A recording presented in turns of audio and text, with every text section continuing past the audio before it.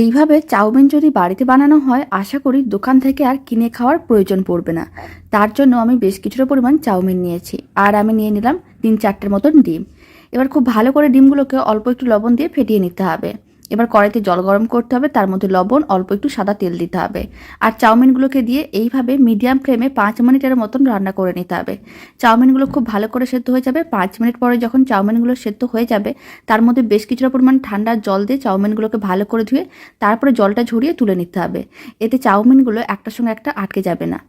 তারপরে কড়াইতে অল্প একটু তেল দিয়ে পুরো ডিমের মিশ্রণটাই দিয়ে দিলাম। এবার ডিমগুলোকে ভুজিয়ার আকারে ভেজে নিতে হবে, আর একটা যে কোনো প্লেটের মধ্যে নামিয়ে নিতে হবে।